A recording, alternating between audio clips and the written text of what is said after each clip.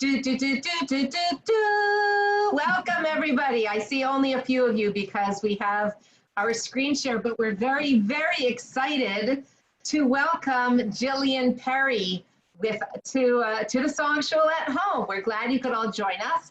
Let me tell you just a few things about Gillian. Gillian, are you ready? May I introduce you now? Please go ahead, Elisa. Okay, so Gillian Perry was the co-founder and executive director of the Anne Frank Trust UK. The trust was set up in 1990, and she set it up along with the family and friends of Otto Frank himself. Yes. When Gillian retired in 2016, the trust had a staff of 35. That's what she created, taking educational programs to combat prejudice and discriminations to schools, prisons, and communities in all parts of the UK. Today, Gillian lectures on the life and legacy of Anne Frank, as well as other social history topics. She lectures in the UK, in the United States, here in Canada, and in other parts of the world. Gillian also acts as an ambassador and advisor to the Anne Frank Center for Mutual Respect in New York. She's spoken at the United Nations in New York. She's spoken at 10 Downing Street, and most recently, the Clinton Presidential Center in Little Rock, Arkansas. Her first book, The Legacy of Anne Frank, which we will hear from this evening, was published in 2018.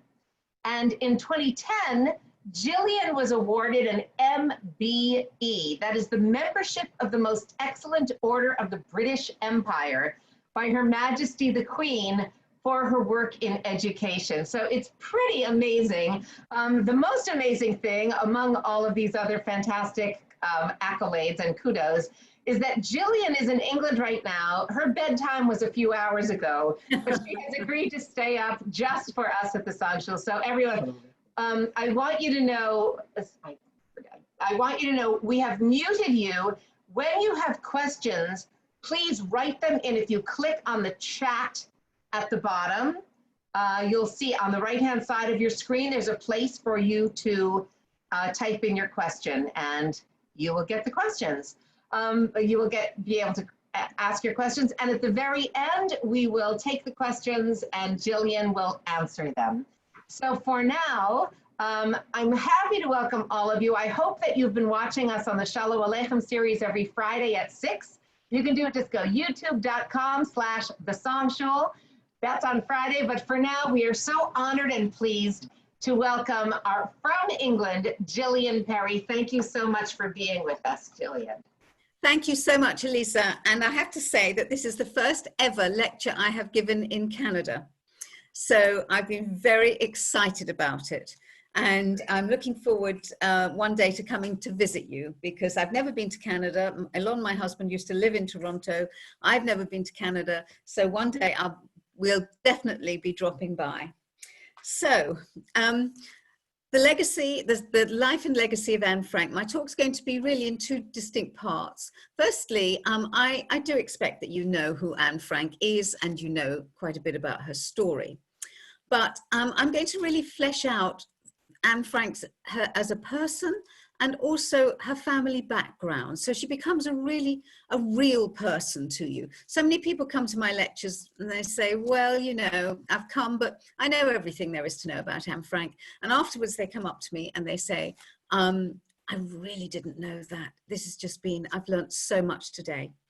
So the second half of my talk is really going to move on towards her legacy. And I hope you've got your suitcases packed, because I'm going to take you on a helicopter tour of the world and world history over the past 30 years. So be prepared to travel with me. Now, I'm going to talk about Anne, of course, but I can't tell the story of Anne Frank without talking about this man first. And this is her father, Otto Frank. And when I'm standing on a stage, I always say to my audience, the reason that I'm standing here in front of you now is because of this man and his vision and everything that he believed in. So here on the left is Otto Frank as a young man with his two beloved daughters, Margot, his oldest daughter, and Anne.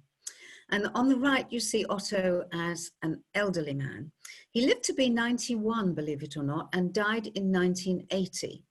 I'm very sorry because I got involved with this work in 1988, so I never got to meet him. But he influences what I do and what so many people do every single day. Now, as a young man, Otto went to study business at Heidelberg University. And there he met a young American called Nathan Strauss. They became friendly, and Nathan Strauss invited young Otto after university to come and do some work experience in his father's business. His father owned a famous department store in New York, and I wonder if any of you can guess what it was. It was Macy's. And I always say, and in fact, even today, I'm wearing Macy's. I nearly always say I'm actually wearing Macy's. I go to Macy's a lot when I'm in New York advising the Anne Frank Center. And actually, on the side street, one of the side entrances to Macy's is a beautiful Art Nouveau doorway. And that must have been the very doorway that Otto Frank walked into when he was doing his work experience for Nathan Strauss's family in Macy's. Otto absolutely loved New York. He loved America. He loved the newness and the brashness of it and the skyscrapers. It was a very, very exciting place to be. And probably he would have stayed there, maybe even become an American citizen, had not in 1909, his father, Michael Frank, died very suddenly. Now, Otto had been born in 1889 to a German family who had lived 7 generations in the city of Frankfurt. They had come out of the Frankfurt Jewish ghetto in the 18th century, and by the end of the 19th century, when Otto was born in 1889, Michael Frank they were so assimilated into Frankfurt society that Michael Frank didn't just work in a bank, he owned a bank, the Michael Frank Investment Bank. So Michael Frank died very suddenly, fairly young, about age 50, and Otto was recalled back to Frankfurt to take over the running of the family bank. Now, he wasn't a born banker. He was a better small businessman, but he tried his best. But in 1914, things changed very dramatically because the First World War broke out. And there was Otto as a proud German fighting for his homeland of Germany. He even actually fought against cousins who were French, and they were on the opposing side. He didn't fight them face to face, but the two countries fought each other. And Otto fought so courageously during the First World War that by the end of it, he had been promoted to lieutenant, and he received the Iron Cross for Valor, which didn't help him some 20 years later. Now, in 1925, they'd lost the family bank after, you can imagine the economic situation in Germany after the First World War. Family bank had gone, he was dabbling in small business, but nonetheless, the Frank family still had a very, very good name in Frankfurt. And he married a young woman called Edith Hollander from the city of Aachen.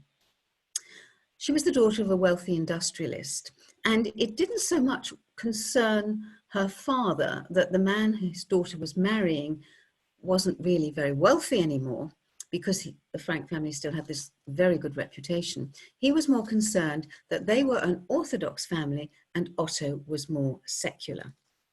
They had a lovely society wedding, and Otto and Edith went off to San Remo in Italy for their honeymoon. In 1926, their first daughter, Margot Betty, was born, a beautiful little girl with deep, dark brown eyes. And then 3 years later, on the 12th of June, 1929, their second daughter, Anneliese Marie, arrived. And soon she is known to everyone as Anne, or in the continental way, they would have said, Anna. Now, this photograph was taken in March 1933, and they're on a family outing into Frankfurt city centre. Edith is sort of smiling at the camera. Margot on the right is staring at the camera, and little Anna on the left is scowling at the camera. Possibly because Otto had maybe been driving them mad all day to take photographs. We have the most wonderful collection of photographs of Anne and Margot growing up. And that was because Otto was a very keen photographer.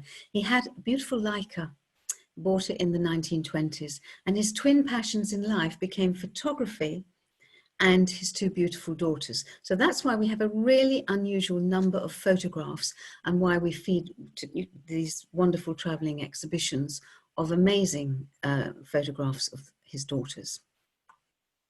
However, 2 months earlier, in January 1933, the situation in Germany had changed dramatically. And that was because Hitler and the Nazi Party had been voted into power. Immediately after getting into power, they bring in the Enabling Act, which more or less dismantles all forms of democracy. And anybody who criticizes or opposes the government is sent away to a labor camp, very much like what's sadly going on in Hong Kong at the moment. And they start bringing in measures against their Jewish population. They become the scapegoat for the humiliation that the Germans suffered after the First World War. Increasingly, through 1933, things are getting increasingly difficult for Jewish families like the Franks.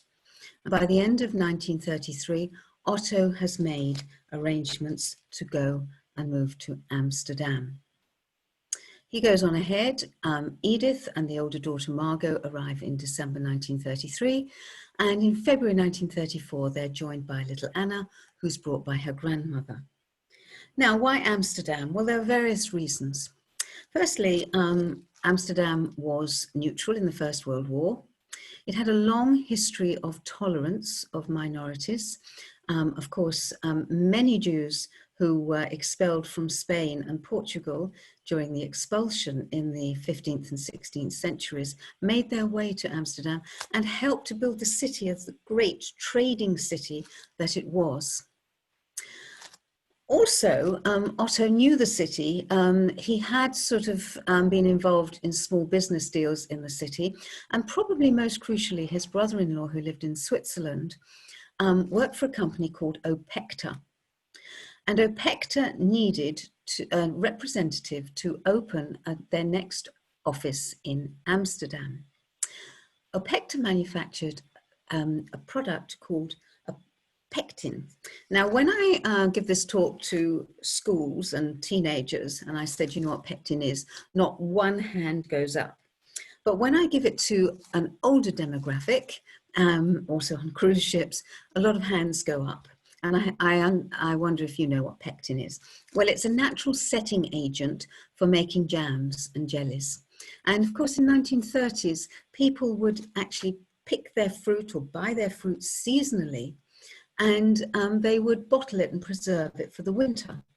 Nowadays, of course, we just go to the supermarket and buy our jams and jellies, so it's not such a popular product, but in those days it really was. So this was a real business opportunity for him. And so he opens an office at first on one of the canals, the Single, and then by 1940, he moves the offices and warehouse into a large building on the Prinsengracht, one of the canals. The family settle into a development called the Merwedeplein. And if you happen to visit Amsterdam, you can go and visit the Merwedeplein and see where the Frank family lived before they went into hiding. They lived at apartment number 37. There's a plaque on the wall. It was a very popular development with German and Austrian refugees.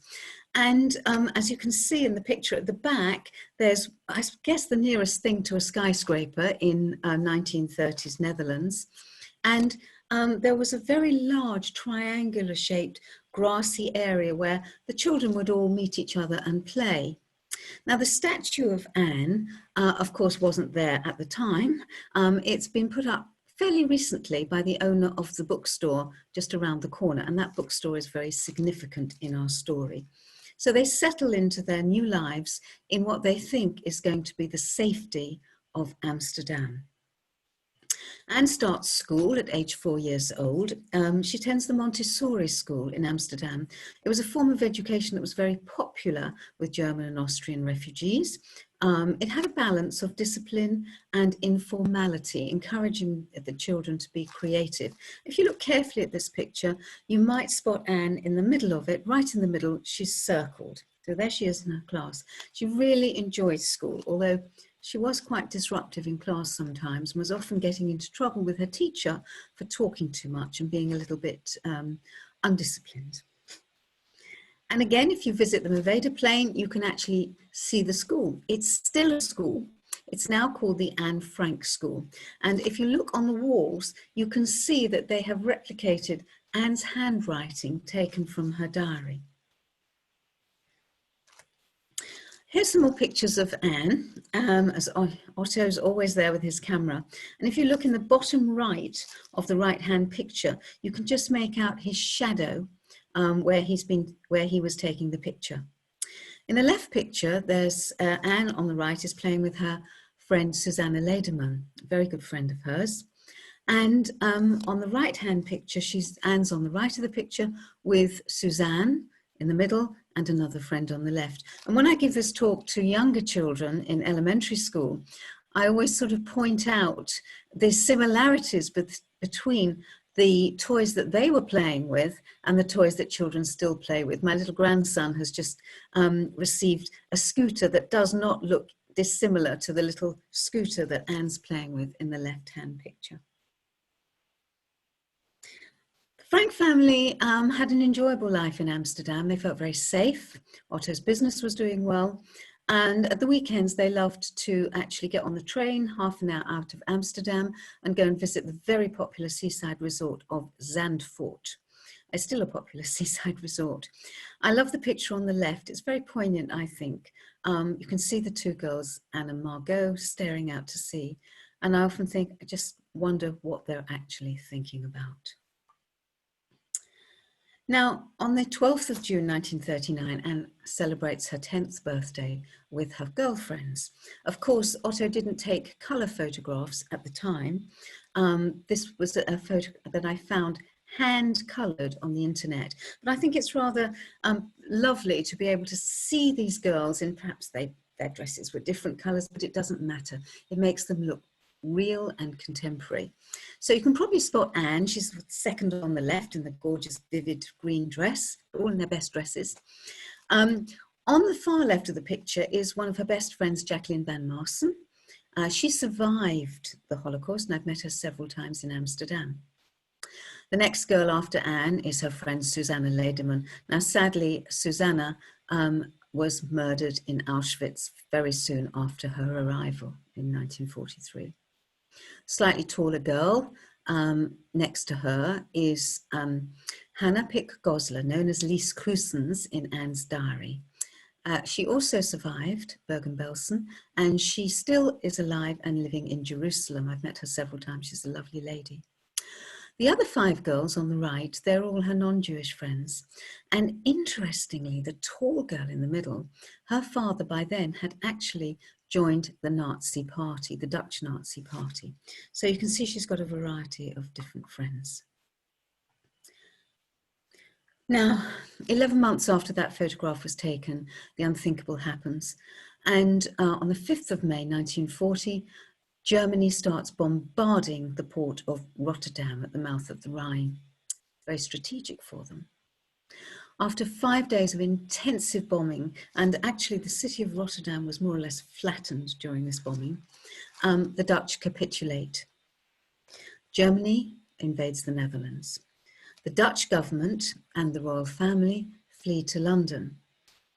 Crown Princess, the heir to the throne, Crown Princess Juliana, and her family are then sent on to Ottawa in Canada. So of course there is this great Canadian connection with the Dutch royal family. The Queen, Wilhelmina, she remains in London. She wants to be near to the Netherlands, just in case she's able to go back. But she is broadcasting from the BBC in London to keep up the morale of the Dutch citizens. Of course, they have to listen to her broadcasts very secretly. So the unthinkable has happened, and the Germans have invaded the Netherlands. A few months of calm, but by 1941, the restrictions against the Jews, and indeed all the Dutch people, have started up again. Anne and Margot have to leave their Montessori school and must attend a Jewish-only school. And Mr. Frank has to hand his business over to his non-Jewish employees. Fortunately, they were very trustworthy. He absolutely trusted his managers. And despite the fact that they ran the business in name, Mr. Frank was still running the business remotely. He was keeping a benign eye on things. Later on in Anne's diary, she describes what it was like as the measures against the Jews were increasing.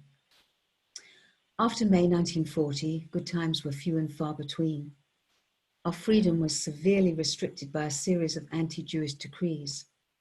We were required to wear the yellow star, turn in our bicycles. We were forbidden to ride trams, forbidden to go to theatres, cinema, or other forms of entertainment. We couldn't go to swimming pools, tennis courts, or other athletic fields. You couldn't do this, and you couldn't do that, but life went on. In February 1942, the German authorities in the Netherlands start issuing call-up notices for Jews aged between 16 and 40. That same month, Margot has actually turned 16. Mr. and Mrs. Frank are in great fear for their older daughter because the term work camp was actually a euphemism. And they knew that these people would never be coming back. Otto had tried unsuccessfully over many years to get a visa to go to America, but it was totally unsuccessful. Even despite his connection to the very influential and wealthy Strauss family of Macy's, they could not get a visa. There were so many quotas about accepting Jews. So they were, in fact, trapped in the Netherlands. So Mr. Frank starts making a hiding place, because if a call-up notice comes for Margot, they will have to go into hiding. Above and behind his offices on the Prinsengracht, right bang in the centre of Amsterdam, there was a set of rooms that the workers didn't really even know existed. And with his trusty managers, Mr. Frank starts preparing this set of rooms for the family to go into hiding. You imagine trying to bring up furniture late at night so no one would notice. I mean, these are very steep, tall buildings. And if you visit Amsterdam, I hope some of you have visited or will visit, on the front of these 17th century merchant houses, you'll see at the top a hook. And that was basically to hoist big items of furniture and possessions up because the stairs are so steep and narrow. But nonetheless, Mr. Frank and his employees managed to get furniture up to that suite of rooms. So the hiding place was ready just in case it was needed. On the 12th of June, 1942, it was Anne's 13th birthday. Now, I mentioned to you a bookshop around the corner. It was a bookshop in those days. And just a few days before Anne's birthday, she's walking in the area with her father, and she happens to spot this red check notebook in the window of the bookstore. Now, probably what attracted this young girl to this red check notebook was the little brass lock you can see on the front. What 13-year-old girl doesn't want a brass lock that she can use a key and keep prying eyes out of her notebook? And she starts writing in it the very first day she receives it. And soon she's given it a name. So I'm going to take up the story from my book. A little bit of a plug from my book, but I'm going to read to you. And the reason I'm doing so is because we're now working towards the time that the family went into hiding. And as Elisa reminded me, the 6th of July, 2 days ago, is the anniversary of the date that the Frank family were forced into hiding in 1942. So, from my book, Anne started writing in her notebook on the day she received it. Her first words were, "I hope I'll be able to confide everything in you, as I've never been able to confide in anyone. And I hope you'll be a great source of comfort and support." She had no idea on that day that in 3 weeks' time, the diary was about to indeed become a vital source of comfort and support. Anne goes on to describe her birthday party and all the other gifts she received.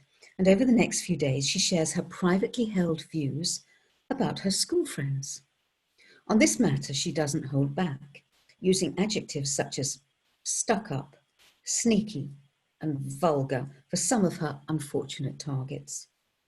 By the 20th of June, Anne has given her new paper confidant the name Kitty, after one of the characters created by her favourite author.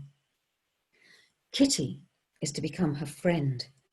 A surprising confession from a girl who says she has about 30 friends and a throng of boy admirers who can't keep their eyes off me.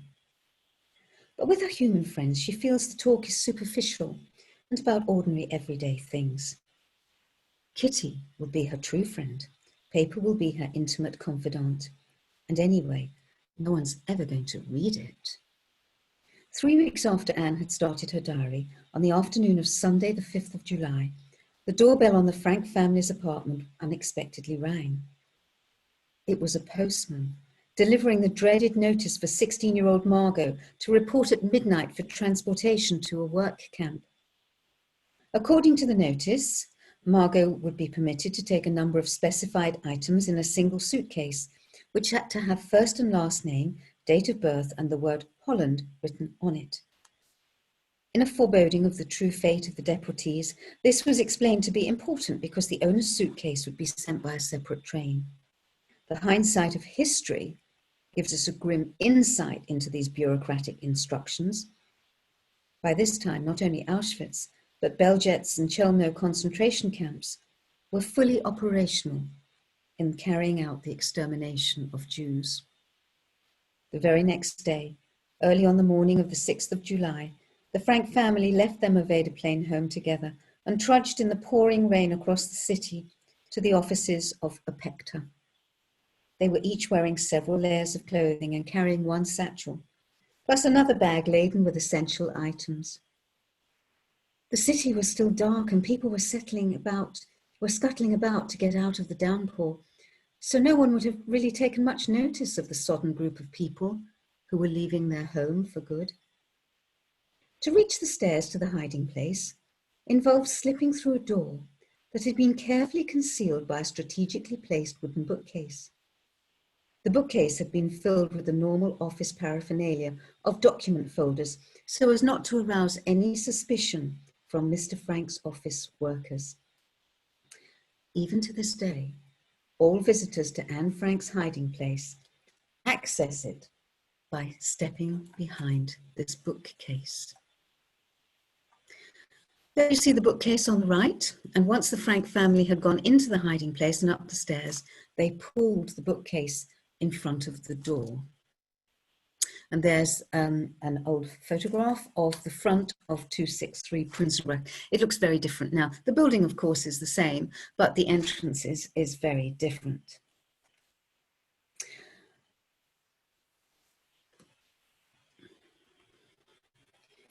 Just a few days after they arrived at the hiding place, Anne wrote, "I don't think I'll ever feel at home in this house, but that doesn't mean I hate it.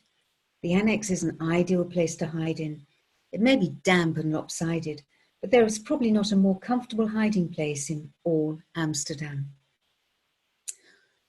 Even after a few months, Anne didn't feel quite so warmly about the hiding place. A week or so after the Frank family had moved in, they were joined by another family. And that was of Mr. Frank's business partner, Herman van Pels, and his wife, Auguste, and their 16-year-old son, Peter. Later on, a few months later, they were joined by another person, Fritz Pfeffer, who was a local dentist. And so consequently, Anne had to share her room with Mr. Pfeffer. Liz, Otherwise, she just you're couldn't. working. Someone trying to ask something? So everyone should be muted, but someone named Arlene keeps unmuting. Please remain muted, everyone. Thank you so much. Okay, that's lovely. Now, if you look at the left of this picture, you can see those photos stuck on the wall. They're still there, by the way. It's exactly authentic. And unbeknown to Anne, when she moved in to the hiding place, her father had brought the collection of her favorite photos, which mainly were about movie stars. She loved Hollywood. She loved movie stars.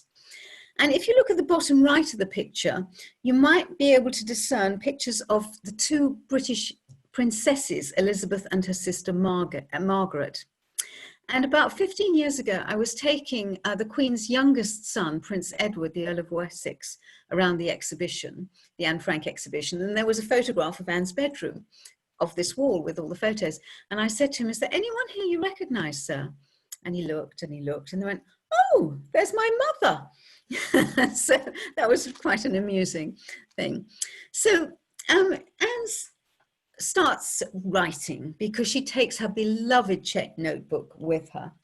And she's really writing about everything, about all her thoughts and everything that's actually going on in the secret annex with these 8 people in absolutely claustrophobic hiding.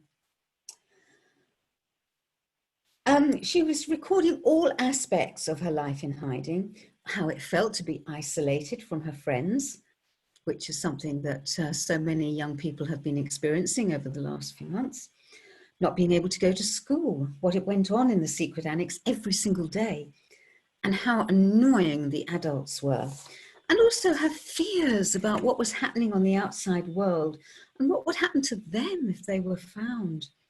She deeply resented having to share her room, instead of with Margot now, but with Mr. Pfeffer, who she found extremely annoying, and especially having to share the little writing desk in the room, because he wanted to write letters to his non-Jewish fiancé who'd left on the outside. And of course, Anne wanted to continue writing her diary.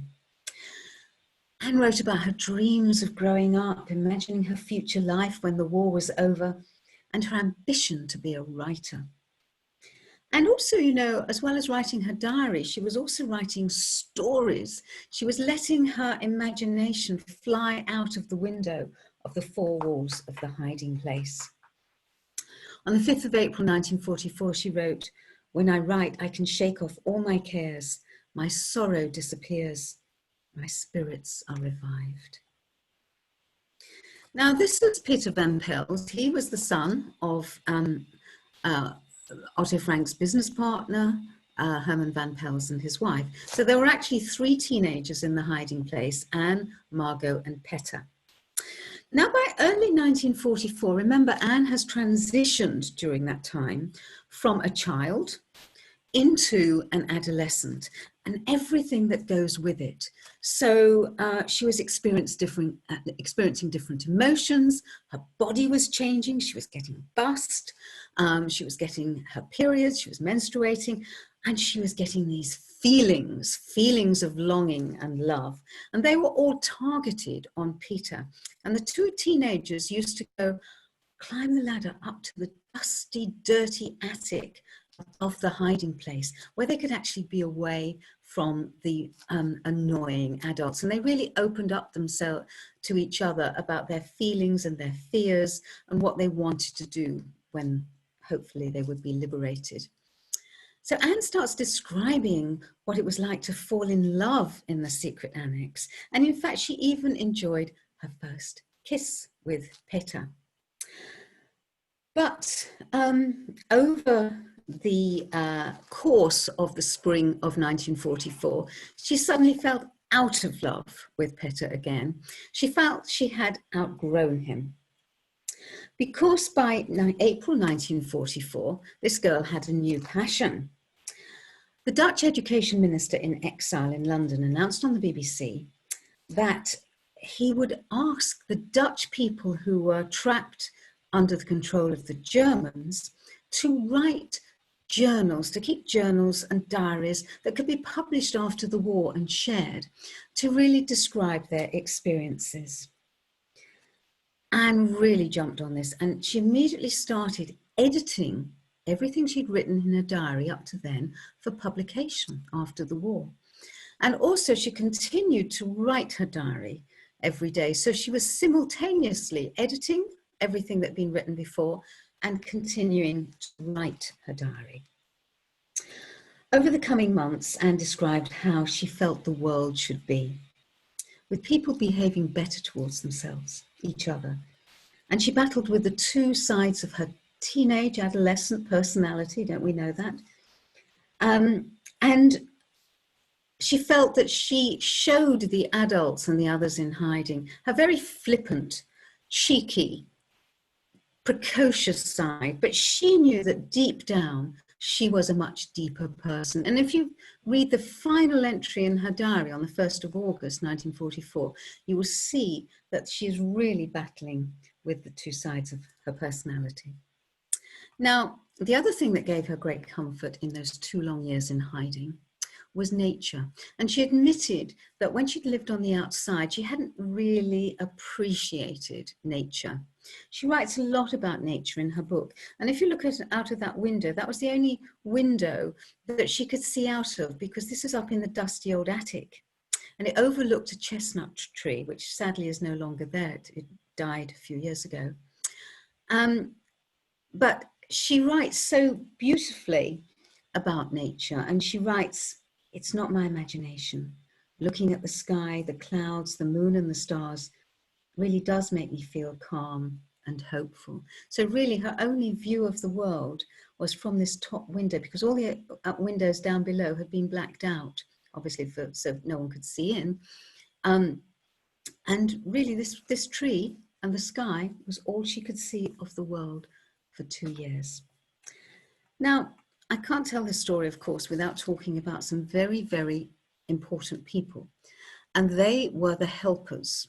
These were the people that looked after 8 people in hiding, not just for a week or a month, but for 2 long years.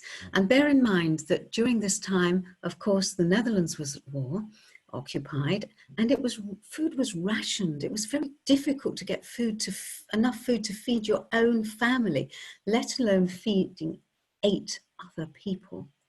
So these people were on the bottom left, Miep Gies. You'll hear more about her as the story moves on. At the back, you've got Johannes Kleiman and Victor Kugler, Mr. Frank's office managers. In the middle, of course, Mr. Frank. This photo, by the way, was taken after the war. And on the bottom right is Bet Voskil, who was the secretary. And these people were risking their lives, because if it was discovered that they had been harboring Jews, looking after Jews, they would be arrested themselves. In the 1990s and the early 2000s, I had the great privilege of spending a lot of time with Miep. And this is a picture of me with obviously different hair color in Anne's bedroom in the hiding place with Miep. Probably around 1994, something like that. We even actually went to the Oscar ceremony in Hollywood together, because I commissioned a wonderful documentary called Anne Frank Remembered, which was made by a brilliant filmmaker called John Blair. And it won an Emmy Award, and then it was nominated for an Oscar. So can you imagine the thrill walking down the red carpet in Hollywood to the Oscar ceremony with this amazing lady? The film won, by the way, and when John Blair went up on the stage, he took me with him. Now you can imagine all these glamorous movie stars going up on the stage. This little white-haired lady goes up on the stage. John Blair goes to the podium with his Oscar in his hand, and he says, "Ladies and gentlemen, in a city of celluloid heroes, I want you to meet a real one." And you can imagine the whole auditorium erupted and everyone was on their feet. So the helpers were absolutely critical to the story. 6th of June, 1944. The 8 people have been in hiding for nearly 2 years. And of course, 6th of June 44 was D-Day, when the British, Canadian and American troops invade France to liberate Europe from the Nazis.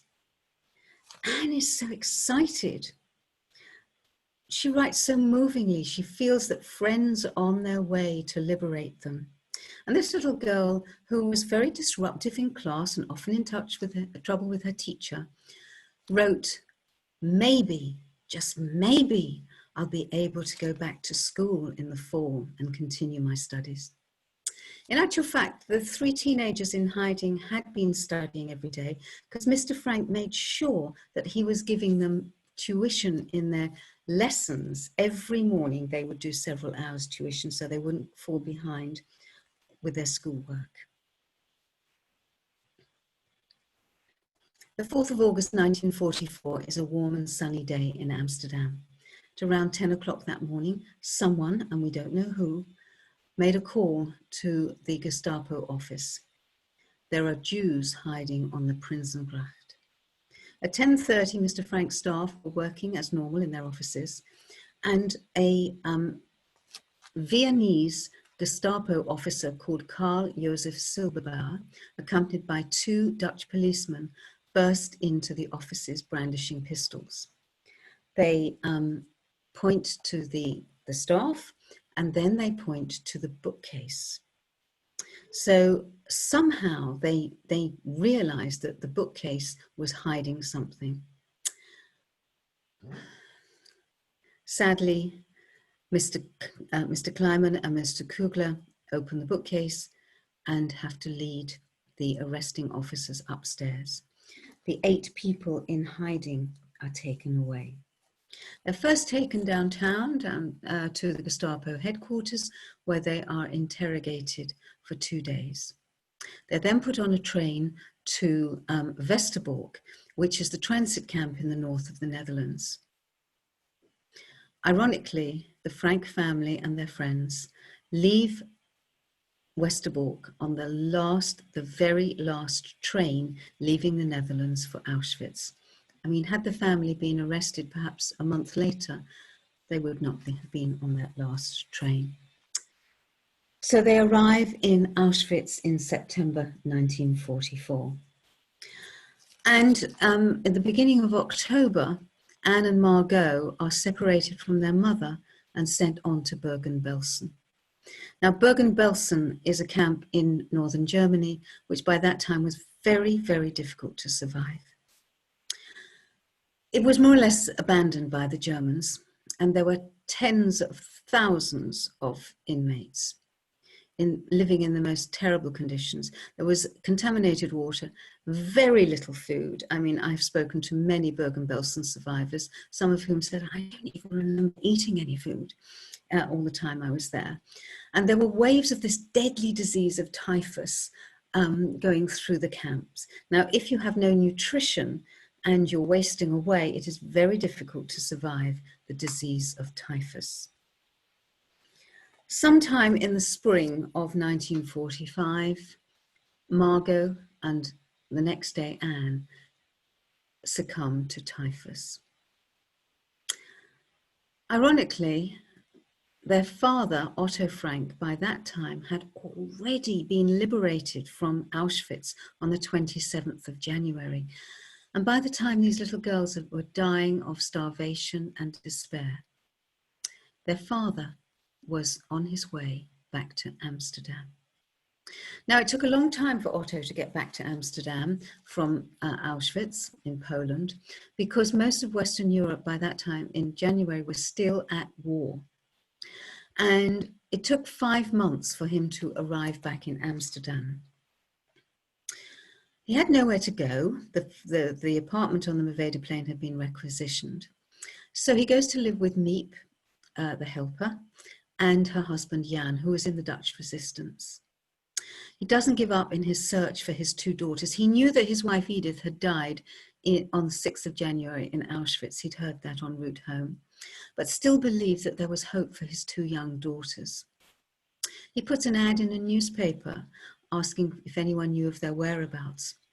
But one day he's in the office and a telegram arrives from the Red Cross confirming the deaths of his two beautiful daughters.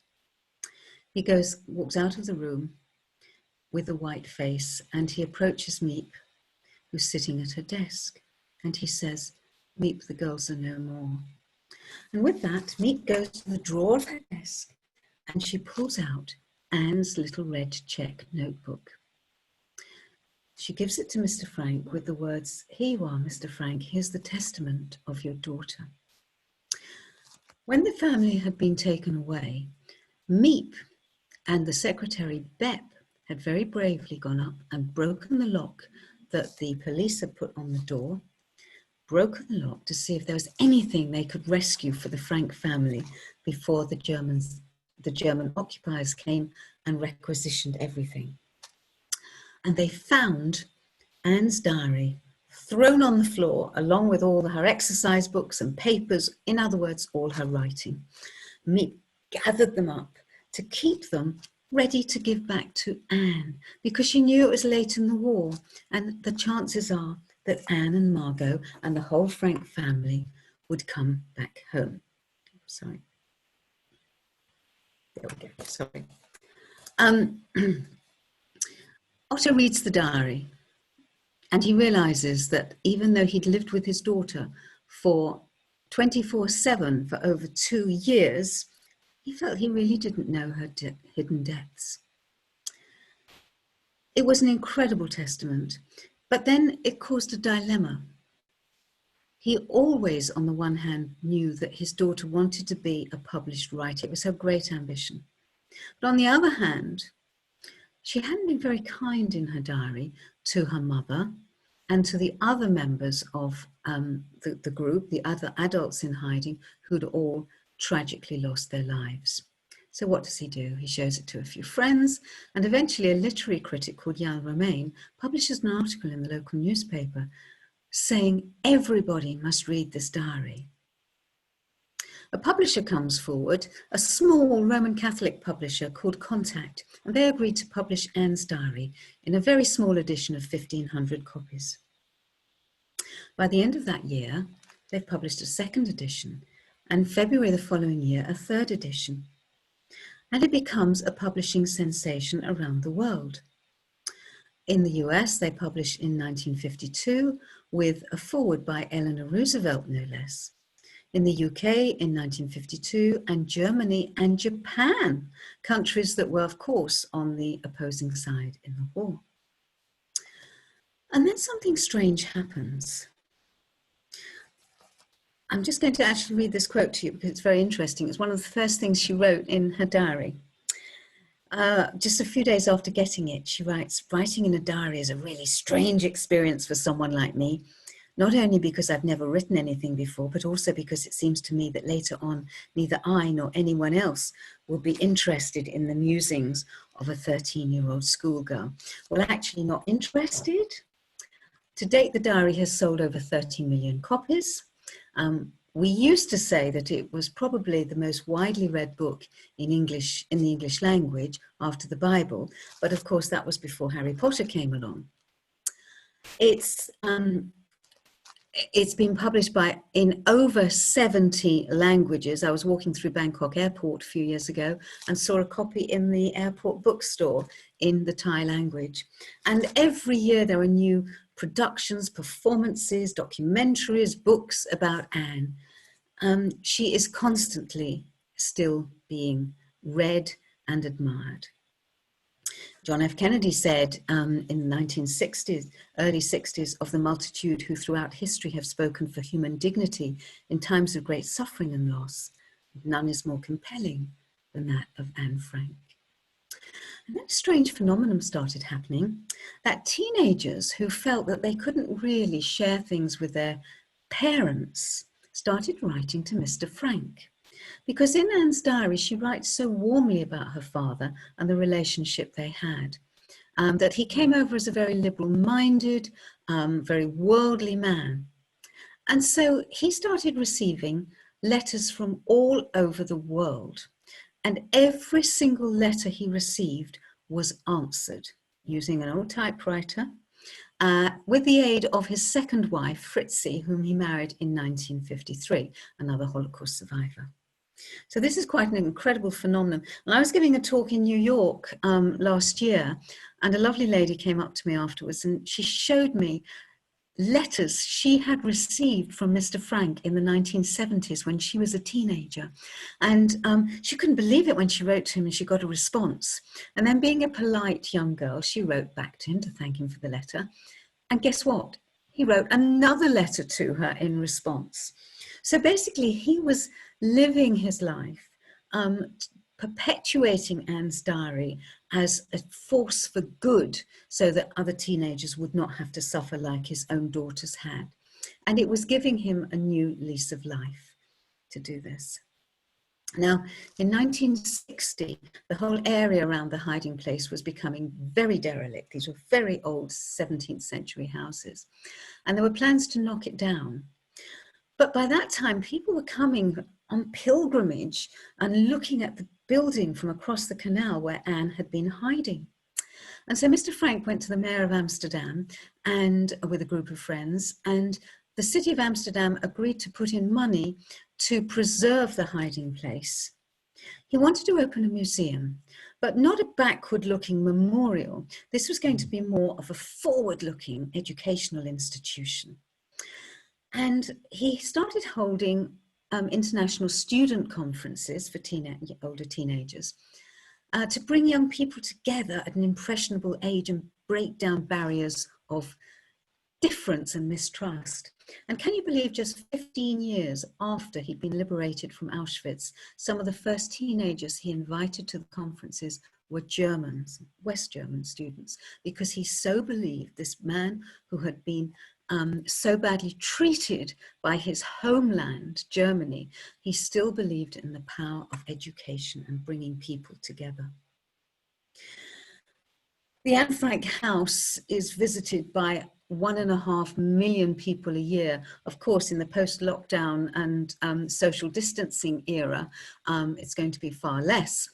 But you know, big stars and world leaders, when they happen to be in Amsterdam, make a point of going to visit the Anne Frank house. On the left, you see Katy Perry. She was on a world tour and visited the house. And on the right, you see Beyonce. So everybody makes their way to the Anne Frank house. I just want to mention this young, beautiful lady. You might recognize her in the middle, with Fritzi and Otto Frank in Switzerland in the 1950s. I hope you recognize her. This is Audrey Hepburn. She actually became one of the first patrons of the Anne Frank Trust. That's another story. When I met her and invited her to be a patron, she was an absolutely wonderful woman. And this photograph was actually given to me by her son, who I met in Los Angeles in the early 2000s, her son, Sean Ferrer. And this was when Otto and Fritzi went to see Audrey to try and convince her to play the role of Anne in the movie, the George Stevens movie of 1959, The Diary of Anne Frank. Audrey said to us that the reason she didn't do it was because it was too difficult for her emotionally. Although she wasn't Jewish and she wasn't in the Holocaust, her family had lived in Arnhem in the Netherlands during the war, and her mother was in the Dutch resistance. And Audrey herself, as a teenager, she was born exactly the same year as Anne, used to run errands for the Dutch resistance with messages in her shoes. So this was too emotionally difficult for her.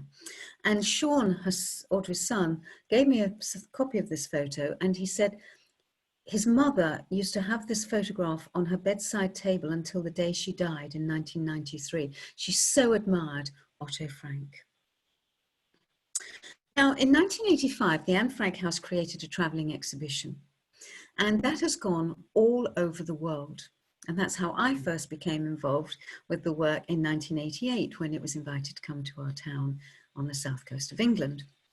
And most recently, young people have been trained to be peer educators. So it's teenagers teaching other teenagers about a teenager. And this has been a hugely successful program, and it has impacted on so many lives. Now, for example, you see on the left the teenage peer educator at the exhibition in Kolkata in India. And these young people in India made the connection themselves to what Anne had suffered and the injustices that are still going on in Indian society with the caste system. It's a very divisive society with the upper castes looking down on the lower castes, but the kids themselves made those connections. So I hope you're ready, because I'm taking you off around the world now. And here we are in Japan with peer educators. Now, Anne's Diary, it's a real dichotomy in Japan. It was published, as I mentioned before, way back in 1952, only 5 years after its first publication in the Netherlands. And Anne became like a cult figure in Japan. She was seen as a symbol of the suffering of children in war, and they equated it to the suffering of the children, the Japanese children in Nagasaki and Hiroshima after the bombs. They never made the connections to the Holocaust, and it's only really fairly recently that in Japan they have been teaching about the Holocaust, and Anne Frank consequently in context of that. And here's the Anne Frank exhibition, which is constantly touring Japan now, teaching Japanese kids about the injustices of the Holocaust. Since 2002, we in the Anne Frank Trust in Britain have been visiting British prisons. And again, here what we do is we train the prisoners to be the exhibition guides. And some of these young people have never been trusted to do anything like this. And at the end of the 2 weeks, we give them their T-shirt, they keep their T-shirt, and we give them a certificate. And many of these young men have never had a certificate for anything. And what we also do is we take Holocaust survivors into prisons to speak to prisoners. And the lady on the left is Eva Schloss. She is actually Otto Frank's stepdaughter. The lady I spoke to you about before, Fritzi Frank, and Otto were married in 1953. And Fritzi and her daughter Eva survived Auschwitz together, which was very unusual, a mother and daughter surviving. That's a story in itself. And at first, when we asked Holocaust survivors, would they be interested in going into prisons and telling their stories to prisoners, they were, you can imagine, very reticent, going in, particularly into a high security prison with dogs and barbed wires. But every Holocaust survivor we've taken into a prison has said, I want to do this again. And can you imagine the response from the prisoners when they hear an elderly continental man or women, smartly dressed, standing in front of them saying, well, actually, I was in prison too. And they tell their story, that they were there to be killed or worked to death. And they tell the prisoners to take every opportunity of education, to learn a new career, new job in prison. They really respond to it, the prisoners. And it gives them a new sense of perspective about their own grievances against society when they hear the words of a Holocaust survivor. It's been a hugely successful program. In 1994, just a few months after Nelson Mandela became president of South Africa, we took an Anne Frank exhibition on a long tour of South Africa. And when Mr. Mandela opened the Anne Frank exhibition in Johannesburg, he described what Anne's diary had meant to him. And he told an astonishing story that when he was on Robben Island, you can see Robben Island there, just 3 miles away from Cape Town. He was there for 18 of his 27 years of incarceration. They smuggled in a copy of Anne Frank's diary into the prison for the library.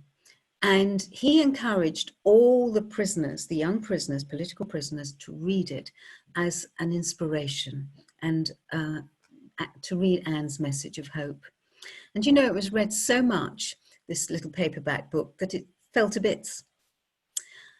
And Mr. Mandela encouraged the prisoners to copy it out in their cells at night so that they could have another edition of Anne's diaries. Now, it was quite a dangerous act because they were doing it secretly by candlelight. But this is an astonishing story that Mr. Mandela told. It's all about it. More about that in my book. And then the work of the Anne Frank House continued, working particularly in the townships, the real slum shanty townships of around Cape Town and Johannesburg. And again, young people were trained to be peer educators and immerse themselves in Anne's story. This is Orlando West, a shanty area on the outskirts of Johannesburg. Now, after they had done their guiding, the United States Embassy in South Africa had a competition, a writing competition. And one of the boys on the left of the photo, I'm not quite sure which one, he actually entered the competition writing about his experience of being an Anne Frank peer educator. And you can imagine the conditions that their schools that they were working in. And he actually won the writing competition and was brought by the American Embassy on a trip to Washington, D.C. And then he came back to South Africa and studied and went to university and is now a teacher. So this is an incredible success story of Anne Frank peer education programs. This photograph was taken in Kazakhstan, of all places, in 2016. And the Anne Frank House have been doing a lot of work since the fall of communism, since 1990, over 30 years, in the former communist countries of Poland, Hungary, Czech Republic, Russia itself, of course. But this was the first visit to Kazakhstan, the land of Genghis Khan and the Mongols on the Central Asian steppes. And you'd think, you know, what possibly could these young people have in common with a little Jewish girl from Western Europe? But you can see how interested these young people are. And the boy standing is one of the peer guides explaining the story of Anne Frank to his peers. So you can see Anne Frank gets everywhere. I told you I was going to take you all over the world. I did a lot of work myself in Northern Ireland in the 1990s, before and after the Good Friday Agreement, working in Protestant and Catholic communities. Now in Northern Ireland, there is still a huge sectarian divide. Young people can spend their whole lives going to a Catholic school or a Protestant school and live in Catholic or Protestant communities. But in actual fact, we made sure that with the Anne Frank exhibition, there were so many messages that were relevant to these young people about understanding difference, that we made sure that Catholic and Protestant kids came together to see the exhibition. And one of my proudest moments at the Trust was when in Armagh, which is a city deep in the heart of the Troubles and Bandit country, the children, the young people from a high school, a Catholic and a Protestant high school, came together to produce a cross-community newspaper. First time ever that they'd done anything together, and they called it Anne's Legacy. So that was something really special working in Northern Ireland in those days. This is in Sao Paulo in Brazil. And this school, again, is in a very economically deprived area, in a favela. And this is a community school. And these young peer guides, Brazilian kids, are as young as 11 and 12. Now you can see how enthusiastically they're showing the man in the red tie around the exhibition. I was actually there. I was asked to come and speak at the launch in Sao Paulo. And you can see how interested he is in learning from what these kids are telling him. They didn't seem to care that the man in the red tie just happened to be the Dutch foreign minister who was on a state visit to Brazil and came to the Anne Frank exhibition. They still wanted this man to know what had happened in Europe after the First World War, which led to the rise of the Nazi Party and the Holocaust. So this was actually a wonderful story. You can see the little girl in the middle with her mouth open, explaining to the Dutch foreign minister what was going on in Europe. It's priceless. And this is actually our most recent partner organization in Buenos Aires in Argentina. This is Centro Ana Frank. It opened in 2009, and I was sent there the following year to advise on the running of the center. Now it's interesting. It's housed in a villa that was donated to the center by a Jewish family in Buenos Aires. But it's actually a house of hiding. So the Centro Ana Frank was a house of hiding because this Jewish family, the Sulman family, during the Dirty War and the brutal dictatorship of the colonels, they were actually hiding in this building a young journalist who was in danger, whose life was in danger. So this house of hiding in the dictatorship of the 1970s and 80s became the Centro Ana Frank, and they have a beautiful garden where they do educational programs. They've actually replicated some of Anne Frank's house in the villa. It's wonderful because they're such a long way from getting, you know, it's not easy for them to get to Europe and visit the Anne Frank house. These are teenage peer educators in London, and you can see what a multicultural school this is. We've actually go to a lot of schools that are 100% Muslim, and we get the Muslim kids themselves to be our peer educators, and that's something quite astonishing, quite wonderful and astonishing. And this is Jaffna in Sri Lanka. Now, Sri Lanka endured a 30-year-long civil war, and it was only around 2014 that it finished. And so these kids had grown up in civil war between the Tamil Tigers and the Lankan government and army. So they used the opportunity of the exhibition in Jaffna, which for many years was out of bounds to tourists. You couldn't get there. They brought the Anne Frank exhibition. It's one of the first things they brought after the war. And they used it as a basis to talk about their own experiences as teenagers during that long, long civil war. And they actually are planning to produce their own traveling exhibition to tell their stories. So that's absolutely wonderful. And this is some of the work, an example of the work that the Anne Frank House is doing in Canada. This is a peer education program in a school in Mississauga. I hope I've pronounced that correctly. Again, you can see a fairly multicultural school doing their programs. And you can see on the left-hand picture, the peer educator, the girl in the green and black sweater. Gillian, Mississauga is right near, it's almost Toronto. Mississauga is right next to us. So the Anne Frank House are doing lots of work. So if you know any schools or any communities that would like this exhibit and the peer education around it, please, please let me know and I'll pass it directly on to the Anne Frank House. So there we are, there's our girl, and you can see what she is achieving in her memory around the world. So I'm going to end on Anne's words and then open it up for some questions. Let me just move myself down a little bit. On the 15th of July, 1944, Anne wrote in her diary, "It's utterly impossible for me to build my life on a foundation of chaos, suffering, and death. I see the world being slowly transformed into a wilderness. I hear the approaching thunder that one day will destroy us too. I feel the suffering of millions. And yet, when I look up at the sky, I somehow feel that everything will change for the better, that this cruelty will end and peace and tranquility will return once more. In the meantime, I must hold on to my ideals. Perhaps the day will come when I'll be able to realize them. Yours, Anne M. Frank." Wow. Now, just 3 weeks after she wrote those words, the Frank family were arrested, and Anne began her 7-month journey to her terrible death. But it's thanks to a lot of educators around the world, human rights activists, and teenagers themselves that are spreading this story, that Anne's ideals are being carried out.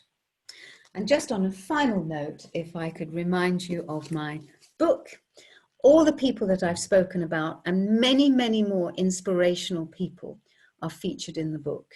And so I go into more depths about the impact of the Anne Frank work in countries all over the world and the remarkable effect Anne has had on so many people. So I think I'm finished, and I will stop the screen sharing, I think, and I will hand it over to Elisa. Wonderful, thank you so much. Oh my goodness. Hello, everyone. Oh my goodness. Gillian, thank you. Thank you again for staying up that late for us. Gillian is in London right now, so it's 1 a.m. for her. But I will most certainly be purchasing that book. You guys, you could see, visit her website, or it's available on Amazon. The link to purchase her book is right in the e-blast that you got today and yesterday, all week. So check any of those. If you have a question, please type it right here. If you see on the right, and if you don't see anything on the right, just hover down below where you'd see where it says chat, and that it will pop up and you'll be able to type in. Okay, Simon, do you have a question for Gillian?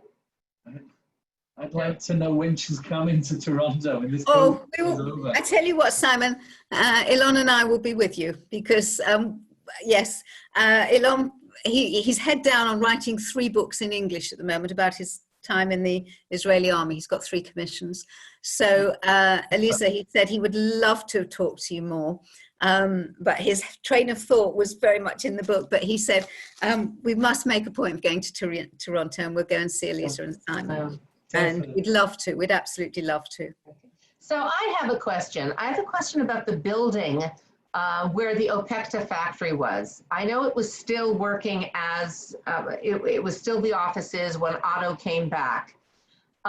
After that, from then until the time that they were going to condemn it, what happened to that building? How long after that were the offices still in that building? Oh, absolutely. Still up to 1960. Yes, and as you go into the Anne Frank house, they replicate what was going on in those rooms downstairs, the warehouse. And it wasn't just Opekta that he was selling. He also saw a business opportunity in spices, because the Dutch were again making homemade sausages as well for the winter. So they needed spices. So it was quite an active business. So when he came back and he went to live with Miep and her husband, he just carried on where he left off, running the business. So it was an ongoing business after the war. But then, of course, in 1953, when he married Fritzi Frank, he then moved to Basel and really devoted his life to promoting Anne's diary as a force for good. But the business was still ongoing until around 1960. Excellent, fabulous. So Ilana Wiesel is asking, did Peter survive? Sadly, I know the answer, but tell us about that, Gillian. No, Otto was the only one of the 8 in hiding to survive. Peter died very late in Mauthausen. It was brutal. Actually, I think he was on a death march, Peter. Yeah. A couple of years ago, I escorted a tour from a cruise ship to Neuengamme, which is one of the concentration camps not far from Hamburg. And that's actually where Mr. Pfeffer, Fritz Pfeffer, died. Now, contrary to what Anne wrote about him in her diary, because she was very rude about Fritz Pfeffer, she absolutely resented having to share her room with him. She described him as a man that snored and keeping her awake with his snoring. Poor man was desperately lonely. He was the only one in hiding that didn't have any family members. And she was so rude about him. But he was actually, if you look at photos of him, a very handsome man, athletic, wonderful man. He lasted a matter of weeks in Neuengamme because it was slave labor. They just worked people to death. Mrs. Van Pels was actually thrown off a train by the Germans as they were transporting her from one camp to the other. And she went under the wheels of the train, which was terrible. Edith died of starvation, despair, and she just gave up on January the 6th, 1945, not long, about 3 weeks before the liberation. And Herman Van Pels was gassed. And yeah, so Otto was the only one to survive. Can you imagine carrying that burden for the rest of his life? Crazy. Another question coming in, were the helpers punished by the Germans? That's a very good question, actually. Miep actually kind of charmed Silberbauer, the arresting officer, because Miep was originally from Vienna and she recognized his accent. And of course, he berated her for helping dirty Jews. But she nor Bepp, the secretary, were arrested. However, Victor Kugler and Johannes Kleiman were arrested. Victor Kugler managed to escape from a train in some degree of confusion that was going on. And Kleiman was actually got sick and he was admitted to a hospital. So they both fortunately survived because they were wonderful people. Actually, a few years ago, I was giving a lecture and someone came up to me and he said, he was Canadian, and he said that he knew Victor Kugler. He was here in Toronto. Toronto, yes, that's right, I've just remembered. And he said the reason he knew Victor Kugler was he wasn't Jewish, but they both belonged to a camera club, a photographic club, probably inspired by Otto Frank. And that's how he met Victor Kugler. And it was only years later, and he'd known a very shy, mild-mannered man. It's only years later he discovered his connection to Anne Frank. Yeah, there's actually an interesting story about Victor Kugler here in Toronto. Someone we know was writing a book. I don't know if he ever wrote the book, but I know he was writing the book. And by then, Victor Kugler, he was quite elderly and not all. His memory was going. Yeah. And he said one night that the wife said that at dinner every now and then Victor Kugler would excuse himself from dinner and go upstairs to check on the Franks. He said, "Excuse me," and he would go upstairs here in Toronto because he had to check on the Franks. Oh my goodness, what a story, Elisa. Right? What a story. What a story. You know, who is the person? Is that person still alive? Yes, I think, and I could be wrong, I have to look this up, and maybe people who are watching right now, I think Bill Gladstone wrote a book about Victor Kugler. You can look it up, Bill Gladstone. He's someone a lot of people know. He's a Jewish guy here in Toronto. He's a journalist, and I can connect you. I will absolutely. Yes, I'd love to. Yes, please. Yes. Okay. So we have another wonderful question, and this is good. Can you talk about the editing of the diary for the first editions, please? Yes. The first edition had 1/3 of the diary cut, partly by Mr. Frank, because the worst things that she said, his very frank daughter, said about the adults, he really wanted to honor their memory and he didn't want those things published. Other parts of the diary were cut out by the publisher. I mentioned they were a Catholic publisher, and they deemed that some of the things that Anne wrote so explicitly about were not suitable reading in 1947. Now, any copy of the diary that's been published since, I think it was 1995, is the complete version, or that's all been put back. So yes, and as you probably are aware, in the 1970s, Otto Frank was having to fight a battle against Holocaust deniers who were trying to prove that he had written the diary himself and was, as a Jew, trying to make money out of his daughter's death. And that was terrible. But he had the diary forensically examined, because the Holocaust deniers were trying to say that it was written in ballpoint pen, and Anne wouldn't have had access to ballpoint pen in those days. But of course it wasn't. It was written in pen and ink, or sometimes in pencil as well. And he was fighting that battle to prove its authenticity. Wow. Well, thank you so very much. You know, I told you when we first connected, I've been obsessed with the whole Anne Frank story my whole life, and I've read every book I've been able to get my hands on. I can't wait to read your book, Gillian, but it's phenomenal to see what has been left, really the legacy and what has been spread around the world, the goodness, the power of acceptance, and just what an amazing educational program. Oh, I've been doing this work for over 30 years now. And it's the same with many of my colleagues, whether in America or in Europe, my colleagues in the UK. When it grabs you and you see the effect it's happening, the peer education program, particularly on young people in very socially deprived areas that have very little hope and aspiration, like I told you about the boy in the township in South Africa.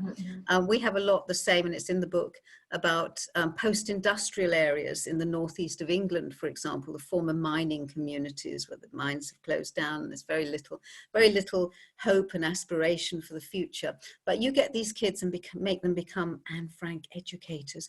It can actually change their lives. And we've had it academically researched, how it has changed young people's lives. So do spread the word if you know schools, and you can contact via me. Elisa has my email details, and I will pass the message on to the Anne Frank House. They have a Canadian young woman, Julie Couture, who's based at the Anne Frank House, and she works getting all the programs and exhibits all over Canada. So that's her role. Wonderful. If you know of anyone, it's your children's school, your grandchildren's school, or and also please recommend me to colleagues, Jewish, non-Jewish. I do all kinds of groups. I do charities, I do women's groups. Now that I'm not cruising at the moment, I was supposed to be on a cruise in September from Vancouver to, and I say I've never been to Canada, so I was so looking forward to sailing from Vancouver across the Bering Sea to Tokyo. Oh my goodness. A range of lectures. And if you hear of anyone else that wants my lecture on, for example, the social history of English afternoon tea, which is one of my popular lectures. I do it as a fundraiser, I do it for celebrations, etc. We'll do that. Yeah. We'll do that. I love it. This is apropos of nothing. Do you know when Otto visited Israel? I don't. I mean, he made a lot of visits to Israel. Okay. So I don't know when he first. Okay, one of our There's members. a lot about Otto in the book, but I don't actually know when he first Very went good. to Israel. Thank you so much. Yes, I'm sorry.